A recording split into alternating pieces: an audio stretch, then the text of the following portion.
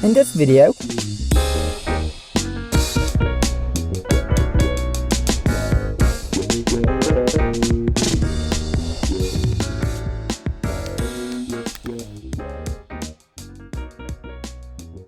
I'll take you through my idea creation process from finding inspiration, design and finally coloring and effects, showing you my technique for how I make my art look the way it does, as well as sharing tricks that I've learned from all my years of being an illustrator, starting with my first and most important step, inspiration.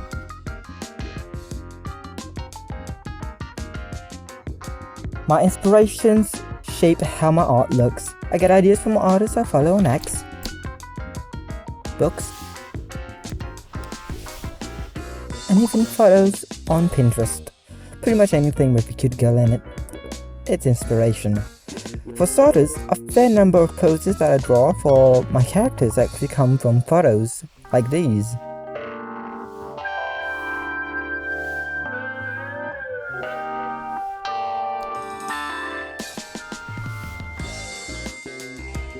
When I first started drawing, yes, I did look at other artworks, but then quickly realized that it's sort of not a good way to learn proportions, since some art styles are more stylized than others. To reach that point, I must learn proper human proportions first. The good thing about learning this way is that once you memorize the forms and perspective shifts of the body, you can pretty much stylize the character in any direction you want, because fundamentals are already known. After gathering my inspirations, I then turned it into my own design.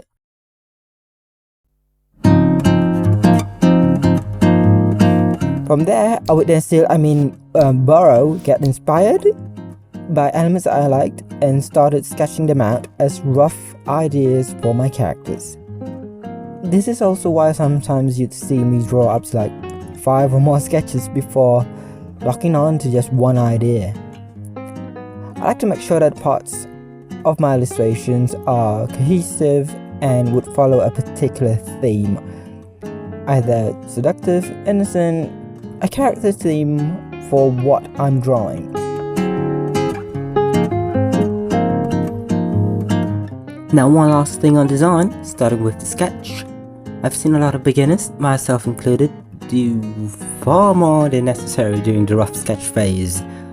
Take it slow. Take it sloppy. This part of the process is only about figuring out the big shapes and the poses of your character. It's not the time to worry about details. Think of it like a map. You always work from big to small. Start with rough lines and simple blobs, then refine them layer by layer, each pass getting a little more focused, a little more detailed. If you try to do everything at once, the drawing tends to fight back. But if you let it build naturally, it starts to make sense on its own.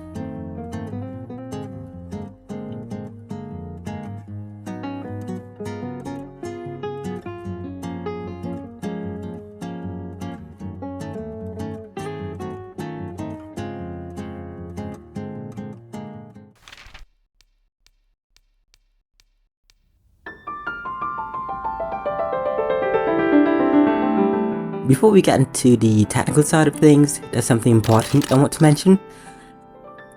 I'm colorblind. The type I have makes it difficult for me to distinguish highly saturated hues of the same color, especially reds and greens. Because of that, I've made a conscious choice in my illustration to rely more on values rather than colors. Instead of asking whether two colors look different, I ask whether they read differently.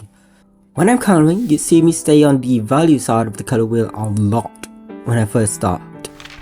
You can see this technique being used by other artists too, who uses color value to set the mood, use it as lighting, or as a way to direct the eye to the main focus.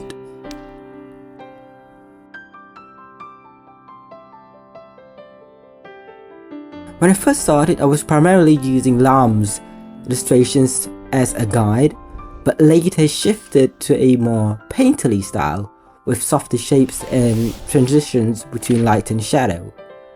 When coloring, I start by making several layers for the base colors, skin, hair, clothes, and accessories. Then, above each, I had a layer set to clipping mask. This ensures that the colours won't go outside of the base layers.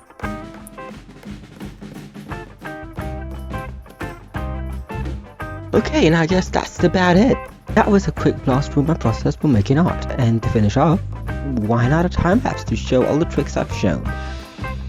I will be showing how I made this illustration and semi-narrating the steps.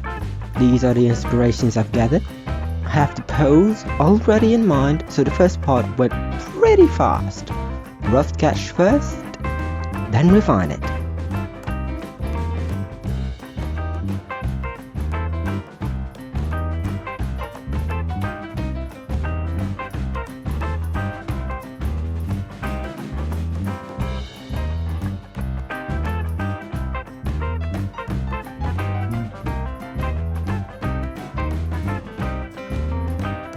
For colouring, I start with the base layers for her face, top, skirt and bag. For the skin, I start with the blush and areas of subsurface scattering, so to say, followed by simple shading for the eyes.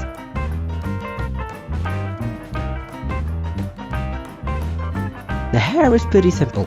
Colours are basically just a gradient from bright white that then transitions into a bright orange, then to a light pink, although the shapes took some time to look pleasing. For the clothes, I decided to use a more graphic-like shading method by using large swaths of colours to show a clear distinction between what is light and what is dark. The background is just a bunch of bright colours and shapes that I hope would be interesting and help direct the eyes to the main area of interest.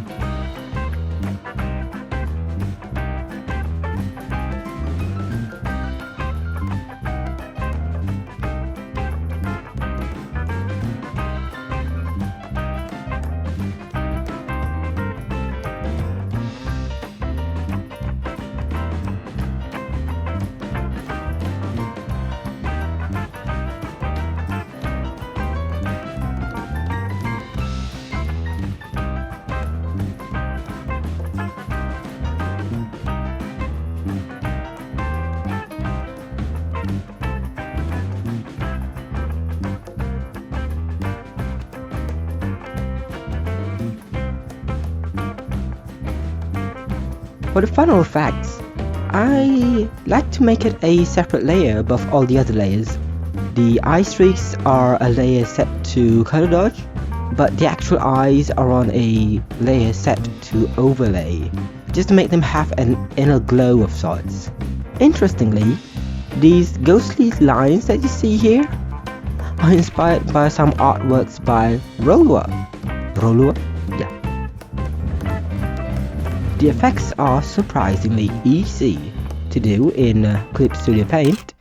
You go to Filters, Quick Effects, and choose Artistic Lines Only.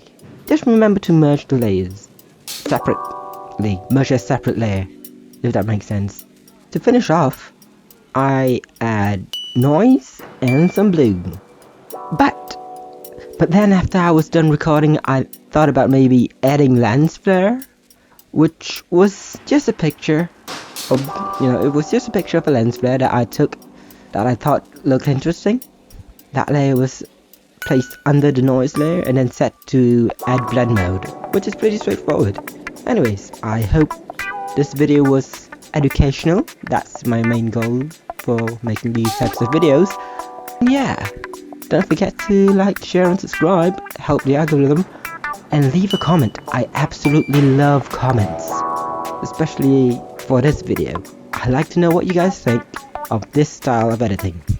Anyways, gotta go. See you soon.